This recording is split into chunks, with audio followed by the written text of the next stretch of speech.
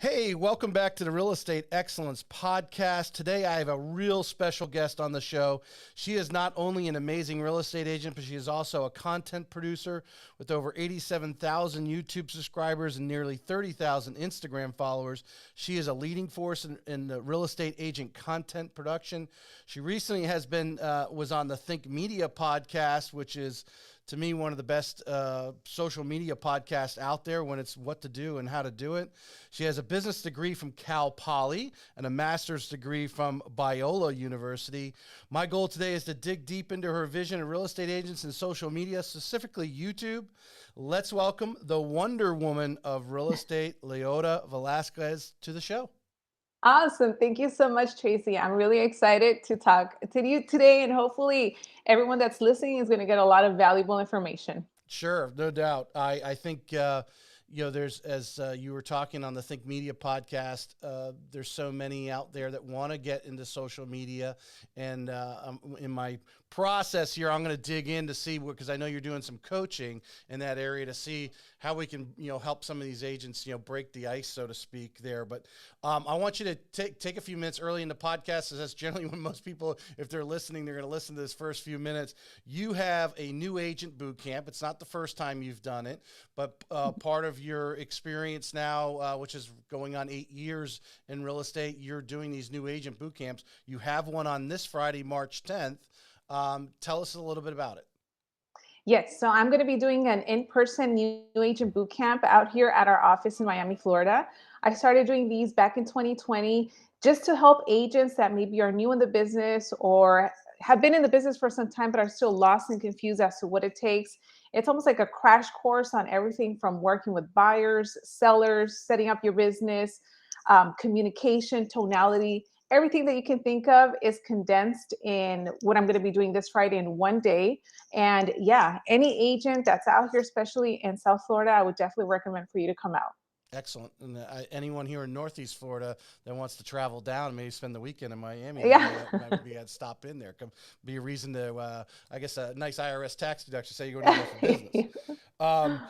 Loida, tell us, as I start off every show, to get a little background, so everyone gets a little background in you. Where did you grow up? So I'm originally from Los Angeles, California, born and raised all my life out there. Up until last year, January 2022, was when I officially moved out here to South Florida. But I've been in California all my life. That's where I started my real estate career. I got my license back in 2015. But prior to that, I worked for about 8 years in the marketing and advertising industries with a lot of different clients in automotive, entertainment, music, and things of that sort. And even though I loved what I did, I feel like I was overworked and underpaid. And that's kind of when I started to look into real estate. And I'm glad that I made that transition. Excellent.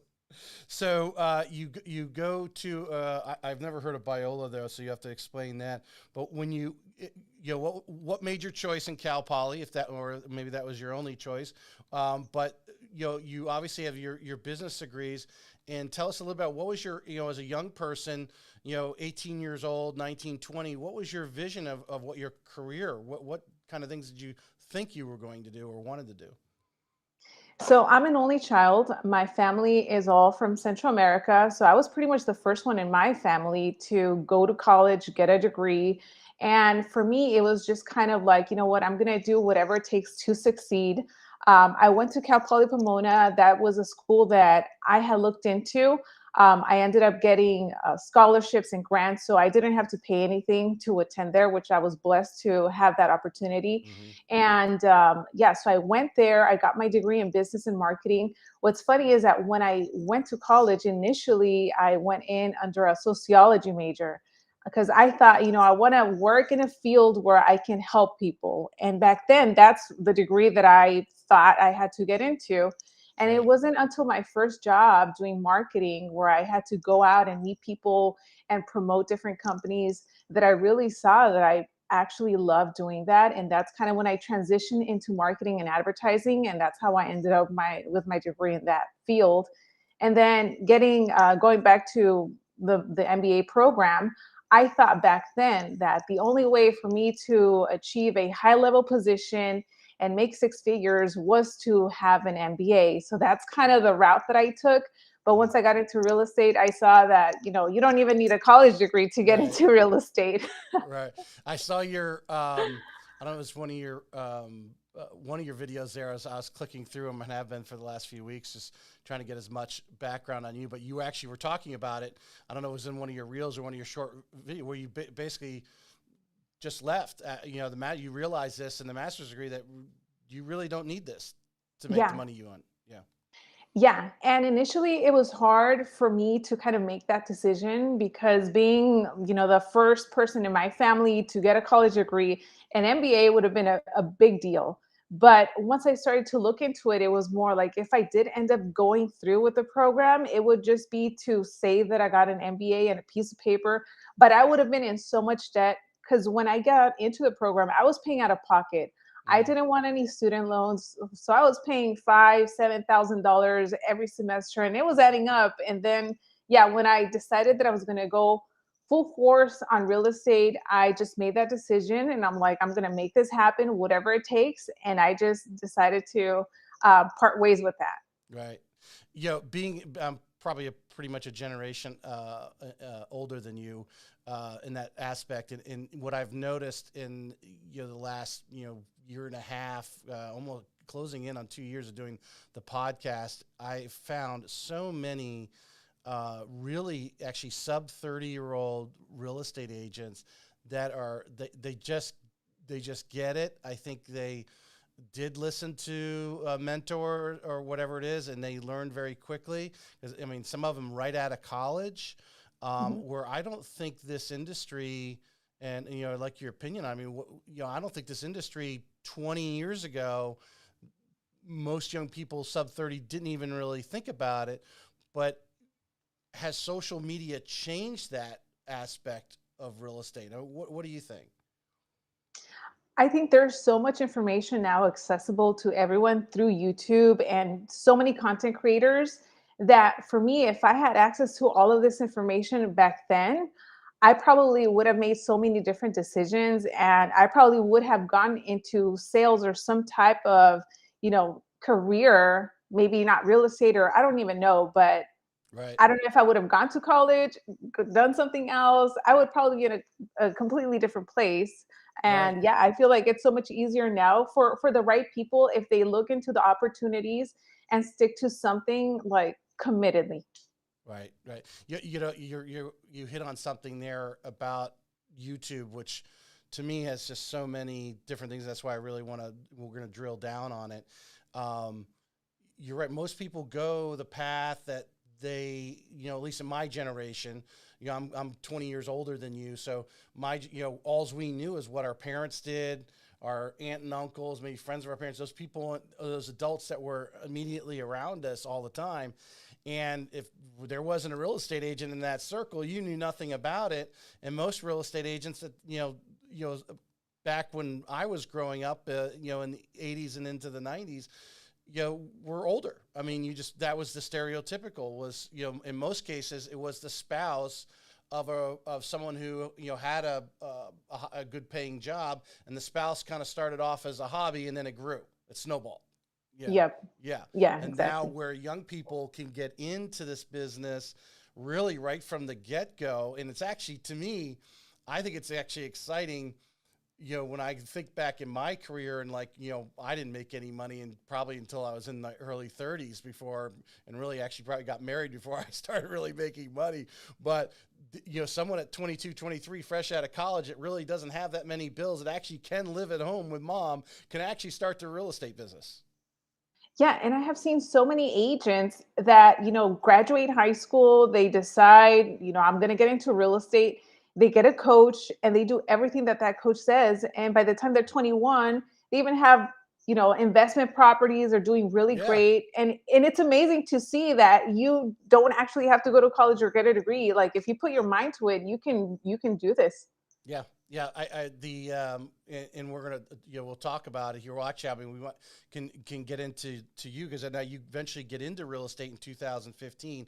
What leads you to that? What did you run into somebody, meet somebody? What led you to real estate? Yeah, so back then I did have a friend that was in real estate. He was very successful and I have known him before he got into real estate. So that's kind of what sparked my interest. But what's funny is that even before real estate was a thought in my mind, when I thought about real estate agents, I knew about cold calling and door knocking. And I would tell myself, I'm never going to do that. That's embarrassing. Oh my goodness. Like, you talk to strangers. But then when I committed to it, I was like, okay, well, if that's what these people are doing to succeed, I'm not going to reinvent the wheel. I just have to, you know, get thick skin and grab the bull by the horns and let's do this. And that's just pretty much what I did. So Mhm. when I got into real estate, I focused on going after listings and I focused on expires and for sale by owners because I know a lot of agents don't like to go after those type of lead sources. So I made it a goal to myself that if I got very good with my communication, my objection handling, and just know how to figure out on a way to work with these people that I could, make a living out of this. And that's exactly how I got started in that rate. So your friend pretty much same age as you, Like 2 years older. Yeah. So couple pretty years much. older. Okay, Mhm. so you follow him and see what he's doing, and you're like, well, I can do this too. One of the things I like to drill down on the like I don't know why that phrase "drill down" is in my vocabulary recently, but anyway, um, is the selection of the initial brokerage. And I know you last year you switched from EXP to Real, but obviously when you were in California, you were with a different brokerage there. In your 8 years of experience, how important, and you're doing this new agent boot camp on Mhm. Friday, how important is it these agents that even maybe before they get licensed, but when they get licensed, to really find out who's going to give them the value that fits their needs, because everyone's a little different. That and really interviewing the broker, how important is Mhm. that? And I mean, do you talk about that in your new agent boot camp? I do touch on it. I think at the end of the day, especially when someone just gets their license, it's really important to ask a lot of questions in regards to help, support, where are my fees going? Something that I hear a lot from newer agents that even come to my program is that they have really high splits, or their splits are like, I don't know, 50-50, or the broker ends up taking a lot, but in return, they're not getting any help or support, and they're just kind of being told, you know what, once you get a lead, then come to me.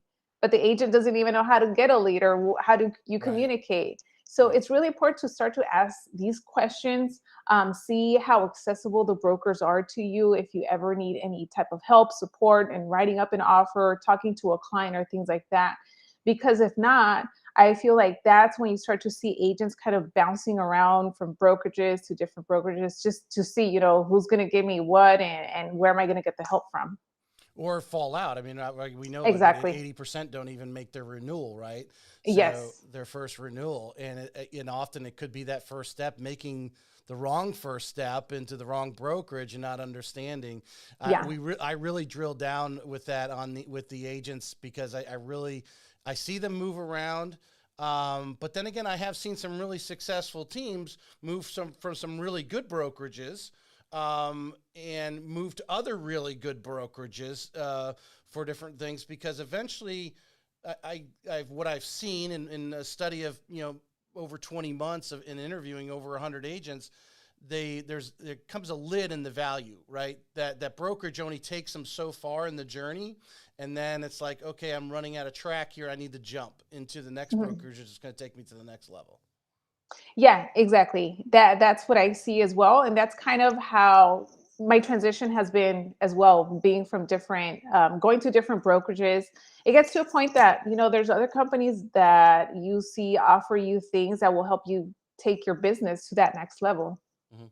Now, I always like to talk about the first 12 months so everyone gets a feel, because I think that's if there's going to be some pain, it's definitely going to be in the early, in this to Yeah. get started. I mean, so where are you at in California when you're first, back in 2015, to give Mhm. everyone a picture of what you're doing? You're calling on these FISBOs and expired listings and doing some door knocking, which is a Yes. little easier to do in California with the dry heat versus especially here in Uh, Northeast Florida. You don't want to be doing that in August here. yeah. You probably pass out. But tell us what what that first year was like, and some of the pains that you went through. And when you look back today, obviously in your new agent boot camp, you're speaking with experience. What kind of advice are you giving those new agents that that are entering that first year? So as soon as I got my license, I knew that it was not going to be glamorous. It's not going to be easy. It's not what you see on TV. That I was actually going to have to put in work, right? So I made So sure you to weren't working have. with John Altman with $1 Million Listing? I know, no, No. no, unfortunately. So for me, I knew that I had to have a schedule. And that's a thing that a lot of agents, especially when you get into this business, you think that, now I'm a business owner, I have all this time, I'm going to do calls here and there, but you have to be very disciplined with your schedule. So for me, the first couple months, I was out there door knocking every single day. And I was scared. I didn't know what to say, but I knew that I had to learn scripts because there had to be a dialogue in order for me to come across, as professional. People knew who I am. I knew what I would be able to talk about. So I did the door knocking. I started to incorporate cold calling a couple months later. I was role playing almost every single day in the mornings before I started doing any type of prospecting. Because again, I knew that, these top producers, they talk a lot about scripting and role playing, and you have to be very good, especially over the phone. So I wanted to be the same. So I was role playing every single day in the mornings from 7:30 to 8 o'clock, and then in the afternoons again. And that's really what my schedule looked like. I was hitting the phones once I started to do that consistently, probably from like 8 to 11:30 and in the morning, and then in the afternoons from like 4 to 6 o'clock. And my goal was to talk to at least 30 people every single day. I knew that the more people that I talked to, the faster I was going to get to someone that was going to, need to either buy or sell. And Right. that's pretty much how I got my first couple deals. They were from expired listings or wrong numbers. So the very first listing I ever got was from a gentleman. I had been calling all day, and he was like the 40th contact that I had made that day. It was around 4 o'clock. And he was just so mad and upset, and he was yelling. But based on what he was telling me, I could hear that there was a motivation still for him to sell. So I just kept on asking him questions, and I ended up setting a listing appointment. And this ended up being a property that sold right under $1 million in Laguna Beach out in California Nice. from a cold call. So that kind of gave me that push to continue making these phone Uh, calls. yeah. The next listing was from a wrong number. I was calling old expireds. It happened to be a wrong number. The gentleman answered. He said, "You know what? I'm not looking to buy or sell or do anything, but my parents want to sell their property out in Beaumont." That was the name of the city out there. Right. So I asked him more questions. He connected me with the parents, ended up selling that property above asking price and listing it. So that's kind of how my journey started. So once I knew that I was successfully converting these leads, it gave me a more type of like enthusiasm to go after them and just continue to get better. Right. That's those are a couple of amazing stories there. What I have seen, some of these there are some brokerages here, which I'm sure you and you may have been involved in a brokerage. There's one brokerage here in town. They'll bring on new agents, and they have their you know that's 9 to 11. They're making those calls. I can't remember if it was 25 or 30. They want them to have 25 or 30 conversations a day. But from 9 to 11, they're coming into that office and they're making those phone calls. Where obviously, as you know, and you'll probably have a bunch in this new agent boot camp, they signed up with a brokerage, but that brokerage doesn't really have that kind of structure. They're virtual, as your experience with Mhm. EXP and Real. I mean, they're virtual. They don't have that. Everyone's in the office the same day. Probably some rah sales speech, and then maybe some role play, and then they're on the phones, right? Kind of like the way I started when I started my career at Quicken Loans. That's what we did. It was a call center environment. In your opinion, you've seen some of these things. You're seeing some of these new agents. Um, I don't think the incubator of 9 to 11 is for everybody, because it could if they're uncomfortable with it, to the point where they're stressed or whatever, it's not going to last long. I think everyone's uncomfortable with it, but you got to step out. I mean, what kind of advice are you, and especially in the new agent boot camp, to Mhm. explain to these people? You got to get out of your comfort zone a little bit. Yeah, I say that whether think that it doesn't work, you don't want to do it, it's just kind of like a part of the process of becoming an agent. And that making those calls and getting outside of my comfort zone is what got me to the level that I'm at now, where I can easily pick up a phone and call a for sale by owner and have a really good conversation with them, even if they're not motivated or serious. And I don't get nervous, or I'm not like scared to call them, because I made thousands of phone calls that I have heard absolutely every single objection that you can think of. That now my mentality is like, okay, let's talk to this person and let's see if there's a reason for me to even want to work with them, because I'm Right. not going to waste my time with people that are unrealistic or disrespectful or not motivated. And I think at the end of the day, that's kind of like the experience that newer agents need to get, because if you don't, you kind of have this mindset of, I'm going to take whatever deal comes my way, even if that buyer or seller are talking down to me, or they're calling me a million times a day. And it's almost like you're desperate for business, and you never want to be at that point. You had a little, you were doing a little role play reel the other day about the guy was, your partner was off the screen, but you were doing it the 1%, and you were doing, how you would respond to Yeah. that. And, I think, to get out there again to new agents, but even agents who have, maybe been doing this for 2 or 3 years and just, they've been kind of puttering along, so to speak. They've been doing okay, but not, where they're seeing some of these top producers producing at. That this is the journey. And then of course, look at someone like you, and you're up speaking, you're training, you're in your zone, but you weren't in your zone 8 years ago. I mean, you Mm-mm. were you were coming out probably for a number of years there, but you've got thousands of phone calls, which is a college education in itself right there. Yeah, and even if you go on my YouTube channel, I recorded the very first for sale by owner cold call that I ever did. Oh, And that was cool. horrible. I mean, the script, it sounds so bad, but I put it out there because now anyone that's new in the business, you can literally go back almost 8 years and see, how I started and where I am now. And it's almost like a transformation that if you put in the work, you can achieve the same thing. Let's I'm going off my script here a little bit, but I think this is important since we're kind of talking about this.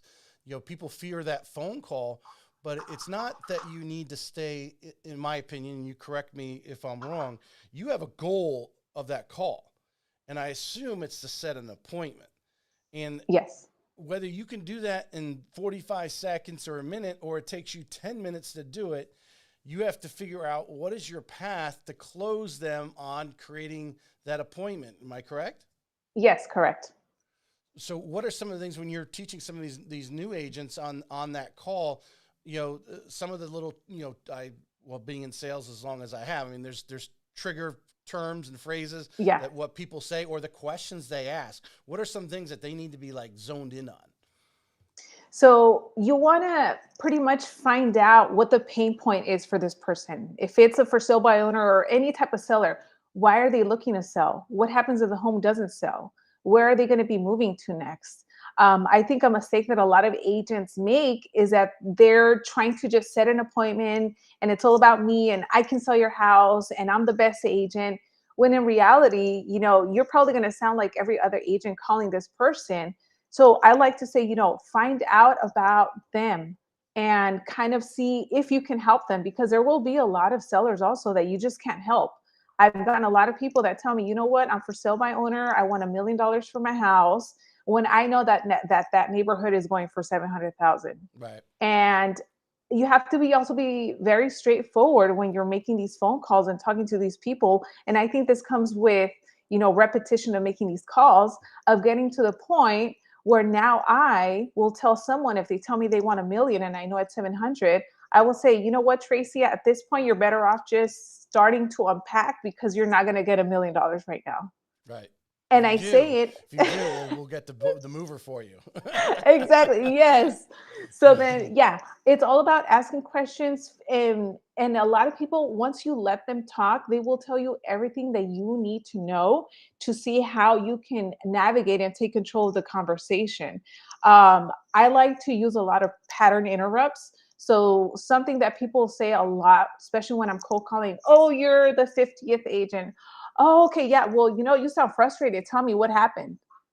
Hmm. I asked open-ended questions. So what happened? You sound really upset. What happened?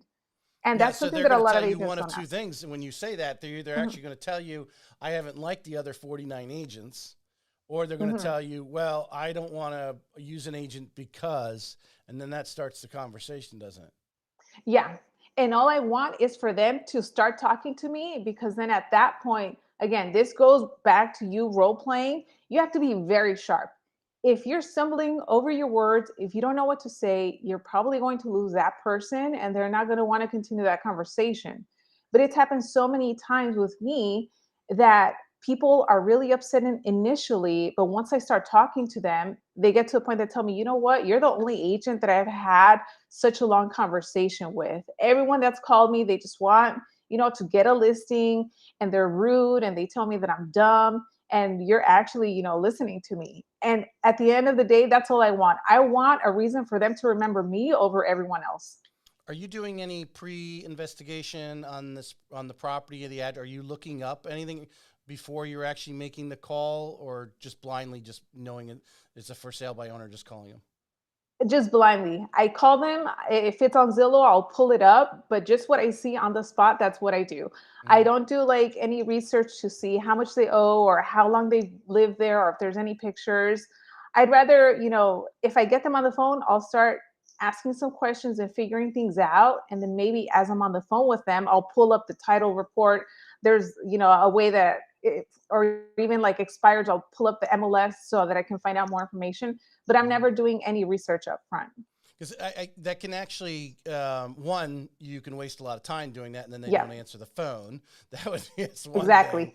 But you can be a little biased because now all of a sudden you have this mind full of information, and the typical person wants to just spill it all out on them, and Mhm. in reality, you want to hold some of that information back for when you go and actually get that appointment with them.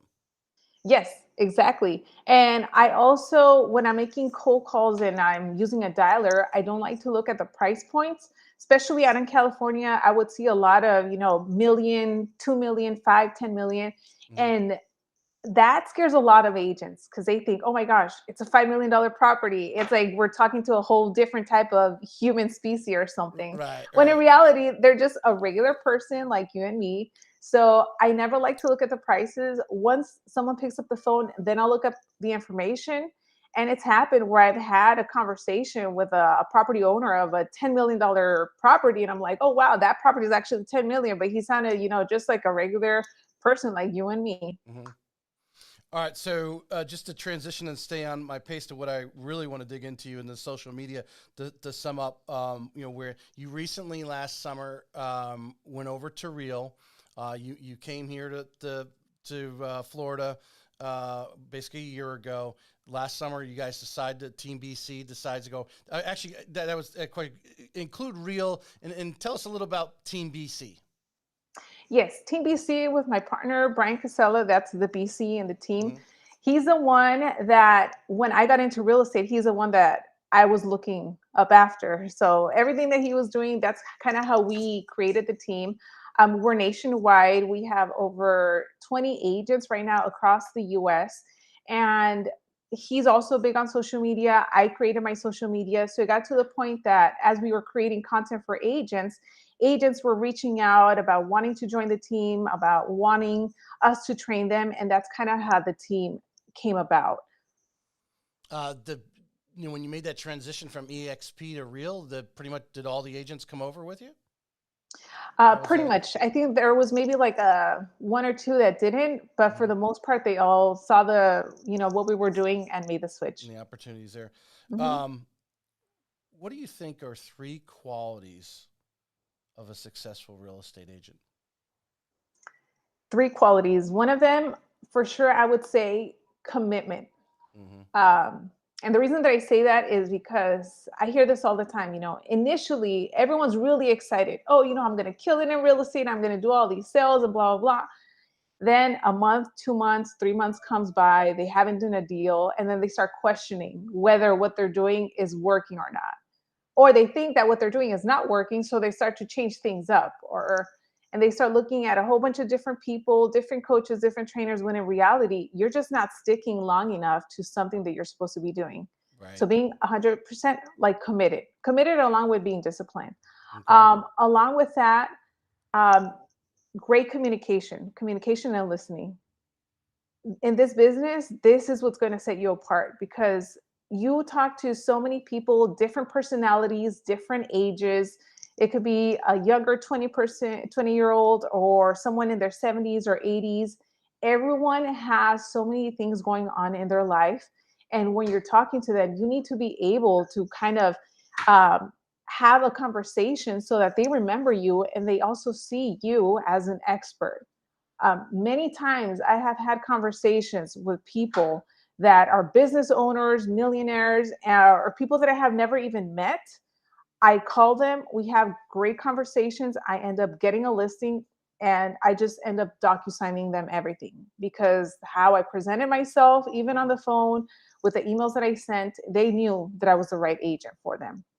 So that would be the second one. And then the Mm-hmm. third one, let's see. Um, so we have commitment and communication. Communication. Yep. Let's see. I feel like there's so many, but Oh, there is. You probably have one in your speech for Friday. Pull one out of there for me. I know. Um, being, I don't know how to word it, but always being open to learning and also learning from the right people.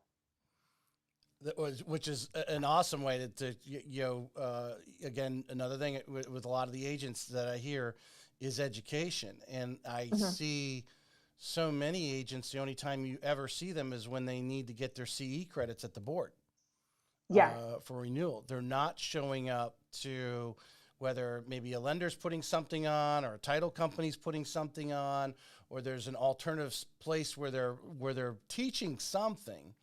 But that kind of goes into the kind of a two-edged sword there, learning, but also the importance of showing up and meeting some of the other agents in your area. How important is that? Oh, I would say that's really important, because you never know when you're going to be doing deals with other agents in your area. Mm. And I know, for example, 2 years ago, when there were multiple offers and, bunch of buyers, very low listing inventory, sometimes if you knew an agent versus someone else, you know how they work, you know who they are. I mean, it makes things so much easier, because for me, even when I'm working with my sellers, there's a certain way that I like to work with other agents. Mm-hmm. And I like to see whether they communicate up front, they shoot me an email, they let me know, hey, I'm going to be sending an offer. These are my buyers. Because the more communication there is, I know that if something comes up during the transaction, it's going to get handled.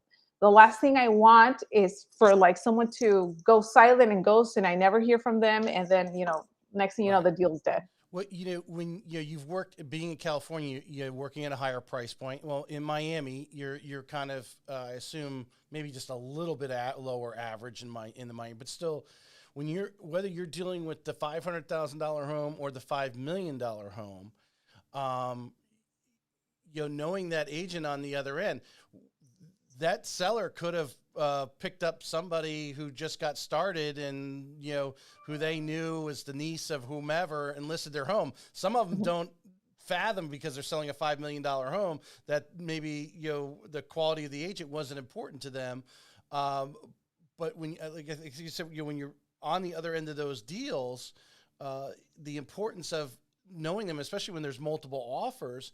And I imagine when you start getting into these multi-million-dollar things, some of these deals are a little, squirrely. Yeah, exactly. I want to make sure that whoever I am working with knows what they're doing.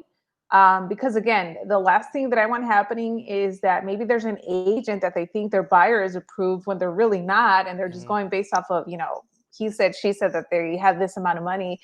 So it things so much easier because the last thing I also want happening is that my clients end up looking at me like, wait, Loida, like, why is this happening? We thought that you were the expert, when in reality, it doesn't even have to do with me. It was the Right. other agent. Right, 100%. All right, I want to change up pace here because I want to really dig into, obviously what brought you onto my radar screen is, I'm building my YouTube channel there, and in my search, you came up, and a coach that I had for YouTube, talking about having the right titles on your YouTube videos and so forth. So obviously, I came across you and started, I probably stole a few of your titles on some of your shorts and so forth. Um, you've seemed to have focused on YouTube and Instagram, if I'm not mistaken. And obviously you do have a LinkedIn file, which I find I'd love to have your comments on that because I find a lot of agents have underestimated Mhm. LinkedIn, in my opinion, or at least having something formal there and crossing some of the. Um, but when do you start in your real estate career? You started in 15. When do you start seeing social media? And you mentioned your, BC there, Brian. He does a lot of social media as well. When did you guys see this as like, hey, we need to go all in on this? Probably in like the first year of us starting to create content, that's when we saw all of the engagement, the subscribers. And what's funny is that initially, when we both started, especially for me, one of the reasons that I started to create content was because when I got my license, I wanted to know what it was like to be an agent and also from a woman's perspective. And back then, I couldn't really find that. So I was, knocking on doors, making phone calls. So I just said, you know what? Let me just record what I'm doing, what's working, what's not working, and that's it. Back then, I never saw it as an opportunity for me to grow a YouTube channel. It was just kind of like a hobby that I was doing. But as I was doing it consistently, I told myself, I'm going to put out a video every single week. I'm not sure what day it's going to be, but I'm just going to do it every single week. And that's essentially how I build my YouTube channel. Mm-hmm. So it was just focusing on creating that content, putting it out. And after the first year, I saw my channel really kind of taking off with agents saying, this is so relatable, or I'm glad that you mentioned this, or even just comments or messages from agents saying that they implemented something that I mentioned and now they have their first buyer under contract or they just got their first listing. So once I start to see those messages, that's what fulfilled me to continue going, because I've always been the type of person to help other people. And if I can help you succeed, even if it's like, I don't know, I have 20 subscribers, but a tip in my video helped you, then that was totally worth it. Yeah, I saw one of your videos where you mentioned that you got some agents had contacted you, and some of the brokers were using some of your material to train you in Yeah. their brokerage. Yes, that happens a lot. That's awesome. Um, do you feel YouTube is underutilized by realtors? I think I know that statement, but comment on that and why agents. I think I keep telling them. I said, and comment on what my statement here, but Instagram, it's there. You maybe it's a video that may, however, their algorithm it may go uh, viral or something, but it's really not that kind of platform. TikTok, you can do something crazy and get a bunch of people to view. But TikTok, from understand, some people say it's searchable. I've kind of given up on TikTok as far as my niche as a place because it did seem to be going anywhere. But to me, YouTube is like a library, Mhm. and whether your video is 5 years old or 5 hours old, if someone's searching it, it's going to pop up depending on its the matches and so forth. Where I don't think really see you don't see that you're not going to see that on Facebook, and you're not going to. And Instagram is not to me that searchable mechanism. Would you agree? 100%. Um, and that's one of the reasons also that I decided to focus on YouTube. And to answer your question, yes, I feel that not a lot of agents are utilizing YouTube because maybe they think, oh, it's too much work, or I don't know how to upload or edit or thumbnails or all of this. But you have to look at it more long term, because obviously Google is a parent company. Nowadays, whether it's you, me, or whoever, if we have a question, we want to know how to build something. First place we'll go is probably YouTube, how to put together XYZ desk, or Google. And if you have created content that has those keywords or is titled the same, the chances of your content popping up is much greater versus, I have never gone to Instagram to figure out how to build anything. Right. So that's one of the things. So the same way that people go to Google or YouTube to learn how to do things, that's kind of how agents or homeowners are going to figure out how things work. Because unfortunately, a lot of people don't really like to read. They'd rather listen to someone say something in a Yeah. video. And that's how it happened for me. Even in the beginning, as I was newer in the business, but I was putting out content, I was now able to include that in my pre-listing information that I would give my clients, where it's like, hey, I'm making these calls, I'm prospecting, and at the same time, I'm creating content on YouTube. So feel free to go look me up. Or what would also happen is that as I'm talking to these people on the phone, they would go on Google or YouTube and they would find me. And now when I would meet them in person, they almost feel like they're meeting a celebrity just because I have had so many videos on there. And because they've been watching me on a screen, they feel that I'm a more of a even Credible. authority figure. Yeah, Mhm. the credibility. My coach Exactly. Travis Chappell, like hired to coach me and get into podcast started. I mean, he was one of those, and it was that the whole reason why I started the podcast was, to obviously to get, be out there. The amount of content that is produced from us discussion. I don't know. I'll easily cut 10 reels from this and have a bunch of content to go out there. Plus, this whole YouTube videos out there. Someone searches you, this video is going to pop up. Mhm. Um, and I think people, like I said, they got the short-term vision of it, but not realizing, people are constantly searching, and whether, like I said, whether it's tomorrow or 5 years from now, if you're doing this video, and this question leads into something you were talking with Think Media about doing videos, about the area that you service. Yeah, that's a great way for people to start to see you as, someone that's an expert in your certain neighborhood or community. Because you have to start where you're familiar with, where you want to target. So, for example, let's say if I wanted to create a channel out here where I focus on South Florida, I want to show, the restaurants that I go to, the beaches, the streets, the freeways, because anyone that's looking to move out here, they're probably going to look that up. Like, how is it driving down the 95? Mm-hmm. As silly as that may sound, I bet you there's a video and it probably has hundreds of thousands of views. Yes. So there's never an idea that's too dumb or too silly when it comes to a video idea. And on the contrary, I think that the more specific you can make your video, it's going to target the right person that's looking to watch that type of content. Are you coaching one of the some of the better agents around here in the form of the YouTube area are really narrowing down on a community with several thousand homes, and they're really because most of them live in that community also, and becoming an expert? Is that something you coach or teach to? I teach about it. Yeah, when it comes to like content creation video on YouTube. Hmm. Um, Now you get this all the time. I've been battling here, and I've got a videographer, and we're like, hey, what can we do to add value?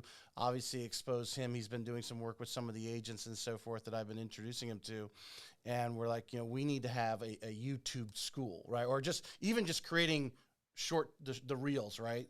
Um, what are some of the things, and I'm sure you when you're talking on Friday, you're talking to these new agents. What are some of the fears that you're getting, and then what are you coaching to get them out of that fear, to get them to hold that phone out in front of them, or get that selfie stick and just start doing it? A lot of the things that stop people are, them getting in their own way. Oh, well, what are my friends and my family going to think? Or they also think, well, there's already, 10 other agents that are doing the same type of content. I'm just going to be another one. Or I don't look good enough, or I'm a new agent. I'm not an expert. At the end of the day, I say, look, if it's not you, someone else is creating that content and they're starting today. So they're already beating you on it. Mhm. And not everyone relates to every single person, because there's probably people that would rather watch me versus someone else or vice versa. So you never know. There's plenty of people out there. And all it really takes is for you to pick up the phone, even though it sounds, we always hear it all the time. It's not going to be perfect, but over time, that's how you get better. When I started my YouTube channel, I remember, you can even go back again to these videos. I would talk really fast. I was very serious. And over time, I started to watch these videos, especially in the beginning, because I wanted to find out how I could get better when it came to creating content. So some people might think that's really cringe to watch yourself and listen to yourself. But I knew that I was talking really fast. And what got to me was when people were commenting, "Oh, Loida, you're talking too fast," or "You're running out of breath," even though my video was about open houses and Yeah. they're talking about me. So it's going to take some time for you to get comfortable, but you just have to do it. And there's going to be people, because all it takes is for someone to reach out to you and tell you, "Hey, I'm thinking about buying or selling." You don't need to have 1,000 subscribers or 10,000 subscribers. You never know. As long as you're being consistent, that's really all it takes. And you just have to be patient and know that it's going to work. Do they? Well, I think I know the answer. Just chat to those who would be listening or watching. The reality is, I think a lot of our friends and family obviously don't care what ultimately we look like or Mhm. how we say it or if we stutter or any of those things. And sometimes it's those, every Sunday morning we like to go boating, and I'll do I like to do the Florida lifestyle video. Hey, if you go to Florida, a lot of people want to go boating or whatever, and hey, we're out at the beach, and as informal as that is, just letting your friends and family, or that again that are networked around the country, are seeing you do that video. And just by throwing something there on the end, or I'm sure you teach hooks and stuff like that, but just throwing something to say, "Hey, I'm a real estate agent," or I'd say, "Hey, I'm a loan officer, here in Northeast Florida, you're looking to move here, give me a shout, but hey, I just wanted to show you this beautiful beach out here on a Sunday morning in February when it's snowing where you're at," right? And you just whip that out and just let it roll. And when I first started doing some of my impromptu videos, I had some friends go, say, "Are you scripting?" I said, "No, I'm just speaking from the heart. I've been doing this Yeah. 17 years, so I could speak about mortgages and everything, but it's just people just want to hear you and see you, and obviously what's behind you, and you could show them something." Because I think just as in South Florida, that's one of the benefit of living in Florida is we have a lot of people moving from other areas, and they want to see video. They want to see Mhm. where they're going before they get there. Yeah, and even putting out videos like that where you're out in a boat, that separates you from just an agent that's talking about, interest rates. Because, Mhm. I can find that information all day long. But you in a boat, I'm like, "Oh man, I wish I was out there with Tracy in the water because that looks really good right now." And Right. now you become more like they might see you now as a friend versus, another loan officer.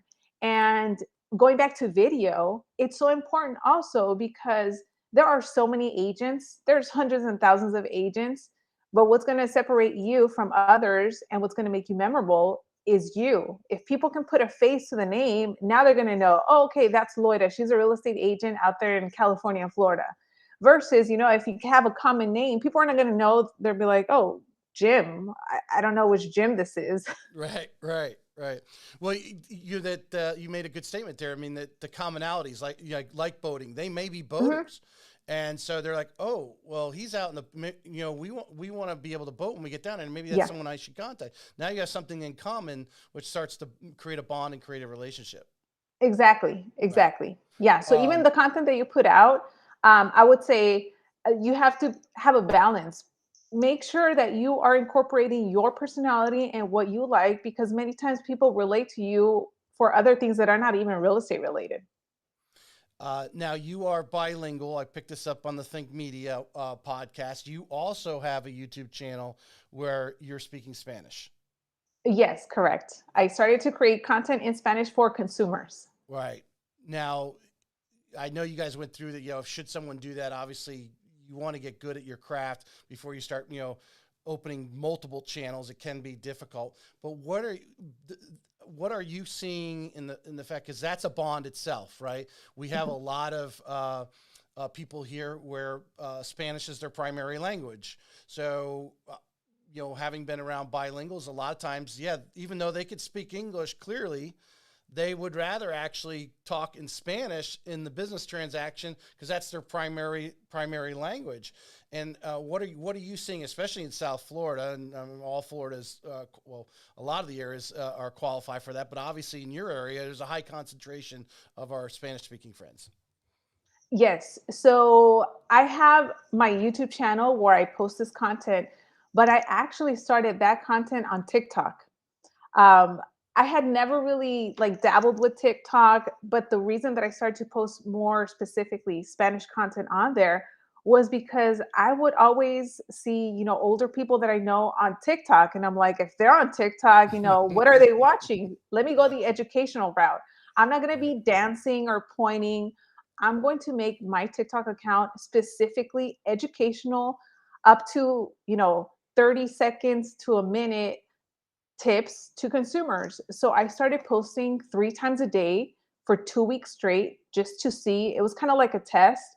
And that took off like from the start. It was just tips on Wow. how to buy a house, different type of loan programs, how fast can you close a house. It was like the most basic tips, but that's what people were looking for. And what was kind of surprising is that my audience of people watching me were probably in the range of 40 to 65-year olds.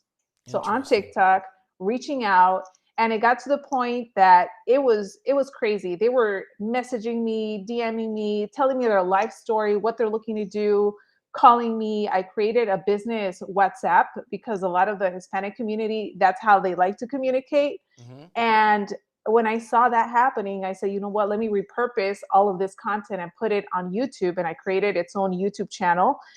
What's surprising is that the results were not the same. I would get more activity on TikTok versus YouTube.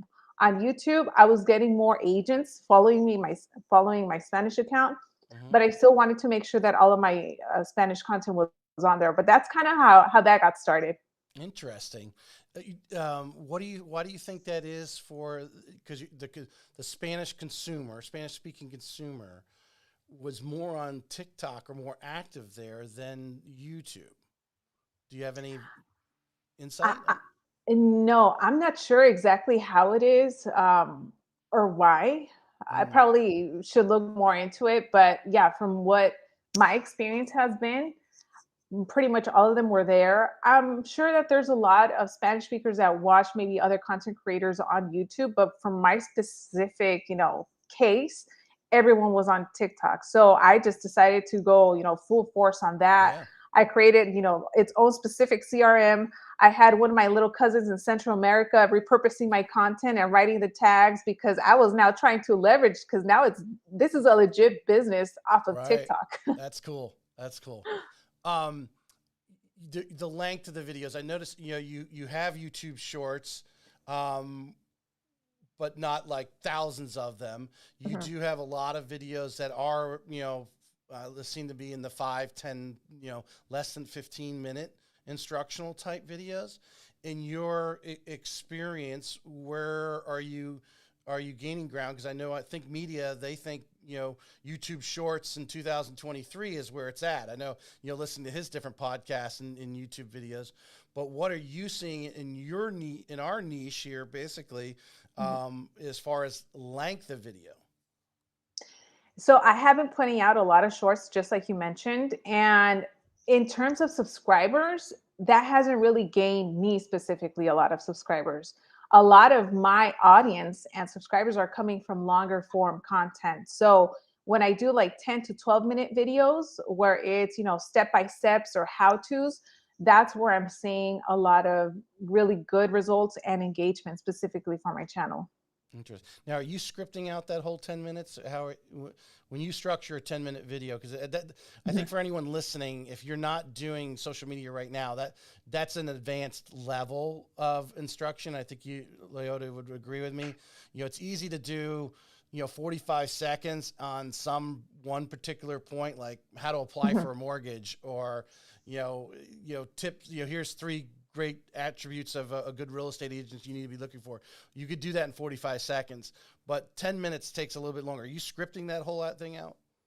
I am doing bullet points. So I like to write down, whether it's on a sheet of paper or, on Google Docs, the main bullet points that I want to talk about. And then I kind of write down little sentences to make sure that I touch on them. So once I Stay on. am recording, I like to have it in front of me. And it's not like I'm recording everything in one shot. Sometimes, I mean, if I try really hard, I could probably do it, but I like to make sure that I'm referencing and staying on track. But that's usually what I do now. When I Yes. started, I was not scripting or anything. It was just kind of like off the top of my head. Mm-hmm. No, that's exactly right. I actually, I've done a couple scripts. I just started using the teleprompter thing a little bit. Are you using Chat GPT at all in any of your, to help you work up some scripts or come up with any ideas? Recently, I have been looking into it, just playing around with it because I know Mm-hmm. it like blew up. A lot of people were like, "Oh my gosh, this is a game changer." Mm-hmm. So, I have gone into it. There's usually already some ideas that I have in my head when I come up with a video idea. If I go on ChatGPT, I'll type it in there just to see if there's anything different that maybe I can add. But yeah, I think that it's a great tool, especially if you want to start creating content and you feel like you don't have any ideas of what to even talk about. Mm-hmm. And those out there, whether if you create a reel, whether it's a YouTube short slash reel, same difference. Doing something less than 60 seconds, you can cross post that against on all the platforms. Facebook's got reels, Mhm. and that's what I was doing. I kind of dropped TikTok because it wasn't going anywhere for me. So really, Instagram and Facebook Reels and obviously YouTube Shorts, but it's the same thing all the way across. So you only have to create one video to put it all on there. Make it easy on yourself, to create that content. Um, do you have a different um, goal for Instagram versus the YouTube? So on Instagram, that I have also grown organically. So the way that I have gone to almost 30,000 followers there is that I was intentional in every single video that I would post on YouTube, and I made sure to include my Instagram at the beginning. So once people watch me there, they kind of are like, you know what, let me go and see what this girl is doing on Instagram. Uh-huh. And when I'm consistent there, that's when that starts growing that following. But with Instagram, I try to make it more relatable with agents in terms of like, I like to post funny reels where I even make fun of agents in our industry or maybe Mm-hmm. even things that I'm going through, showcasing maybe things that I'm doing. I like to work out and box, so I post that in my stories. So it's more like a behind the scenes of me versus on YouTube. It's more like educational content. On Interesting. Instagram, it's more kind of like humor. What do you think? You're in you're doing you're coaching. Are people hiring you to coach them on their social media? Yeah, some of them are. Okay. All right. So when you're advising or consulting on that, what do you think? I put down here the question is, and could restructure this anyway. What is the minimum every agent should be doing on YouTube, Instagram, and I'm going to throw in LinkedIn there because I really find I've had like I said, over 120 some top agents on. I'll go on their LinkedIn, and I wouldn't say 50%, but a good 30% have barely anything there if and hasn't been updated in a long time. And what are you coaching or advising agents that obviously want to leverage social media? What is the minimum they should be doing on those platforms? For YouTube, I would say at least one video a week. Kind Like of like how I like a built 10-minute mine. video or the reels, how would or shorts? Um, no, I would say like a regular video, whether it's 5 to 10 minutes. Hmm. Make it every single week. There's so many also video ideas that I give to agents. So even creating the buyer process or the seller process, because now not only do you post it on YouTube, but you can utilize it and make it a playlist so that you can send to your clients. So they're learning from you. People out in on YouTube and Google are learning from you. So it's like you kill two birds with one stone. You can also repurpose and send those videos to your database when you're sending out newsletters. So Mhm. there's a lot more intention in creating content that's going to be seen by your people that you already have in your database versus thinking, you know what, I want to just become a YouTuber and blow up on YouTube. So at least one video a week, post it there. And, just like how you were saying earlier, you can easily repurpose that same content on Instagram or create, a short out of that video. Mhm. There's so many different free apps that allow you to just cut these clips, put the captions on it, and then now you have that. So for me specifically, I like to focus on YouTube and on Instagram. On Facebook, I'm there, but now what I do is that I just, whenever I post something on Instagram, it also posts it on Facebook. So everything just kind of repurposes itself. Right, right. I mean, do you really? I mean, other than this are your Spanish speaking clients? Obviously, TikTok seems to be the sweet spot there for the majority of them. Your other clients, are you really able to track whether are they on Instagram or are they on Facebook or they're seeing you on YouTube? Have you been able to actually narrow that down? My clients, they're mostly on Facebook and Instagram, and they Hmm. follow me on there too. Right. A lot of my business that does come from YouTube are agent referrals. Here and there, I do get consumers that reach out because they find one of my videos where I talk about, how to sell your property for the most money or why your home didn't sell. But yeah, most of my business from YouTube is agent to agent referrals.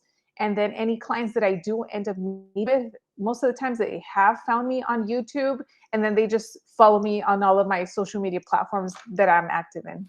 All right, so I find that interesting. What you just said there. The other agents are referring you. I mean, you're outside of Miami area, the greater South Florida area, and they're referring clients to you. And so, if you think about it, who would you refer? Well, if I didn't know anybody there, I'm going online and looking up. And if you're putting out regular social media content about that greater area that you're servicing, and that they're all only seeing you or maybe a couple of other people, but they're looking at you, it really narrows down the agents who they're going to select to. But then the fact that you're doing the social media, you have credibility. Yes, exactly. Yep. And a lot of these agents that are watching me for my real estate tips on how to succeed, with Mhm. buyers or sellers. So the moment that they do come across someone or have a client, I'm the first person that pops into their mind for, California or Florida. Right, right, 100%. All right, I've got you right here at an hour. I'm going to finish up here because I think the big question everyone has is we like to produce. We get them producing content. Let's just start with that. Hopefully, they start doing videos, whether it's at their open house or whatever. They're at a restaurant. They do these things, and they actually start putting some stuff up there, and however they're found through these algorithms. How do you turn those social media leads, and specifically talking about your Facebook and Instagram, because you seem to be getting more consumer direct calls from them in that area? Is there anything you're doing to create that call to action, or is it just the regularity and consistency of your videos? How, because I think most agents are like, well, I'm doing these videos, when should I see some business? Yeah. Consistency is a key. Once you start consistently showing up on people's feed, making sure that you're saying, where you're located, just being authentic as well, that's when people organically start reaching out. They'll send you a message. You also do want to have your social set up in a way that if someone does want to, I don't know, set up a consultation through Calendly, there's a way to do that, or go to your website. So you have to be very mindful of that. I would also say if you're an agent, going back to creating content, I see a lot of successful agents posting content where they don't even show their face. They're just doing property tours and voiceovers, and those do really well as well. But the key is, again, to be consistent. So, yeah, once you have those little things set up, you have to be patient. I don't rely 100% on social media for my lead generation. That's why, I still make calls or do active prospecting, Mhm. because at the end of the day, you don't know when you're going to get that first one. Or maybe someone is going to reach out to you, but if you had just have one or two videos and then you just kind of fall off the face of the earth, they might think you're not even in business anymore. Right, Right, 100%. Well, but to go back and circle around and strengthen what you're saying, I mean, you're still doing the regular real estate prospecting things, but the social media is behind you because of our customers are Googling us. They are Mhm. looking up. They do want to see your face. And you made a statement there about agents doing videos without them being in the video. Occasionally, I guess, you can do that, but do you feel it's important to create that relationship bond? Because the mind doesn't differentiate whether I'm looking Mhm. to you video or you're sitting across the table from me right now. It doesn't differentiate that. And to put your face in there so that people actually see you and see you're Mhm. human and you're normal and you're not a computer or a bot, right? Doing a video when you're not in it. How important is it to actually have your face in a lot of your videos? Yeah, I would say have it all the time. But I know that there's some agents that are still kind of, shy or they don't want to get started. Maybe not showing your face is the way for you to get started on actually posting video content. But yeah, just like you mentioned, if you have your face and you are actually coming out in the video, now people start to remember you. I like to always be smiling. So even in all of the videos that you ever see on YouTube, I'm always smiling because if you remember a few minutes ago, I said in the beginning, I was not smiling and I was always serious. So I want people to see me that, if they're watching me on YouTube, they automatically will assume that I'm a friendly person, and I am. So when you meet me, you get exactly what you saw on YouTube. It's not someone that's completely different. And then what I like to create is a sense that people feel like they already know me. So they're watching me, they're like, I can totally relate. She seems funny, she seems easygoing, super genuine. Like, I have no problem shooting her a text or giving her a call. Right. You remind her of one of their friends or something of that nature. And it creates a mental bond there. I think there's no doubt when someone's going to meet somebody, you think about probably back in the 80s or even the early 90s when people were using the old real estate magazines. I mean, that even that black and white picture gave them some idea what you look like. And if they're going to meet you at a property or meet you somewhere in a neutral place and it's not your office, they generally going to want to know what you look like. And so when they Mhm. see you, they go, "Oh, that must be her." Obviously, got to keep our headshots updated too, so people Yes, I was going to recognize. say Yeah. that. But obviously, if you're putting out regular content, they're seeing you in all aspects. Whether you got your hair down today, or you got your hair up today, or you're wearing a different outfit, they're mentally able to see you in all those different aspects. And then when they see you, it's a comfortability thing. Mhm. There, I think there's no. I mean, I think you would agree. They're going to choose someone who's got pictures and so forth of themselves on social media versus someone who doesn't or has very little or older pictures. Yeah, absolutely. I Yeah. agree. Loyetta, do you want to add anything? I'm got to the end of my questions here. I think it was a great conversation. Hopefully some people got something out of it. I'm going to definitely create some great reels from this channel. But anything you want to add? And tell us about you do some different things as you are speaking. And actually, that Mhm. reminds me of the one thing I wanted to say. I do notice you're the Team BC tour. I saw on your Instagram. You guys are going around to some different areas. I don't know if you have any agents here in Northeast Florida or the greater Jacksonville area, but I'd love to, get with you guys and put something together to have you guys, Awesome. come in and, do a training or something. I do know there's a couple of, Megan Farrell Nelson in Palm Coast. She went over the reel recently about the same time you did. And so did Stevie Hahn, she's a big social media. She's probably easily the top 2 or 3 social media people in Jacksonville.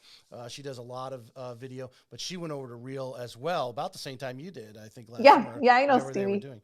So I don't know if those names ring a bell, but I would love to, put something together and, a training or something where you guys come through Jacksonville. Yeah, absolutely. We love going out and teaching and talking to agents. So yeah, especially since we're out here both in Florida, we're Hmm. totally open to it. Yeah, a little day trip. Maybe Yeah.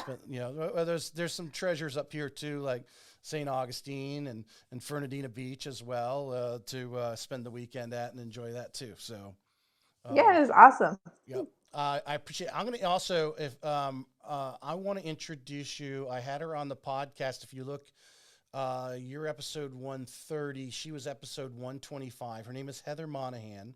She lives in Miami. She's written 2 books, Confidence Creator and Overcome Your Villains. She's a big woman empowerment. I think the 2 of you need to have a conversation. She has a regular podcast as well. But I'm going to do an email introduction. I think the 2 of you, and in fact, you guys are, don't live that far away from each other. Because she's a big keynote speaker, herself. And like I said, she does her podcast and, the book. So, I'll, if you don't mind, I'd love to do an email No, introduction, 'cause that sounds great. I think you guys would be able to put some things together down there. Yes, I would love that. No, I Yep. appreciate it. Thank you. No problem.